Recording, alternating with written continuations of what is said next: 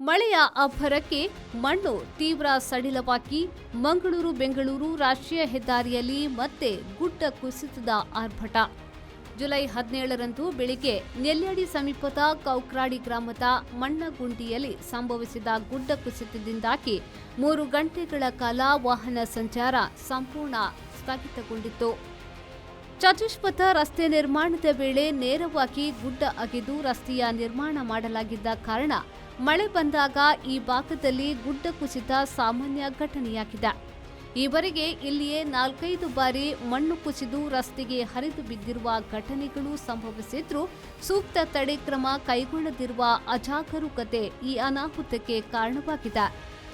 ಕಳೆದ ರಾತ್ರಿ ಸುರಿದ ಭಾರೀ ಮಳೆಗೆ ಮಣ್ಣು ಬೆಳಗ್ಗೆ ರಸ್ತೆಯ ಮೇಲೆ ಬಿದ್ದ ಪರಿಣಾಮವಾಗಿ ರಾಷ್ಟ್ರೀಯ ಹೆದ್ದಾರಿ ಸಂಪೂರ್ಣವಾಗಿ ಬಂದ್.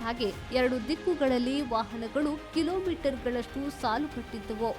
ಸ್ಥಳಕ್ಕೆ ನೆಲ್ಯಾಡಿ ಪೊಲೀಸರು ತುರ್ತು ಭೇಟಿ ನೀಡಿ ಗುತ್ತಿಗೆದಾರರಿಂದ ಮಣ್ಣು ತೆರವು ಕಾರ್ಯಾಚರಣೆಯನ್ನ ನಡೆಸಿ ವಾಹನ ಸಂಚರಿಸಲು ಅವಕಾಶವನ್ನ ಮಾಡಿಕೊಟ್ಟರು.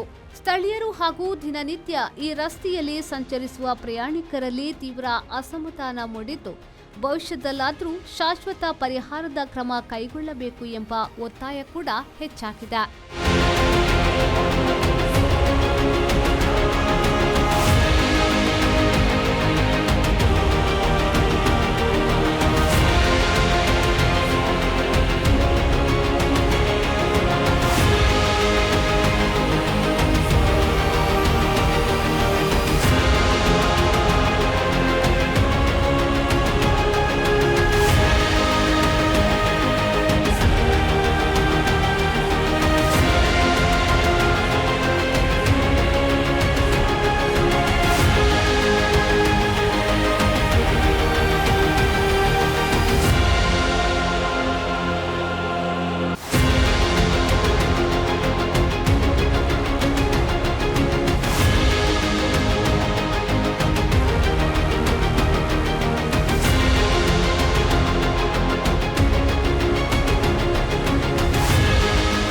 ಪ್ರಶಾಂತ್, ವಿ4 ನ್ಯೂಸ್, ನೆಲ್ಯಾಡಿ.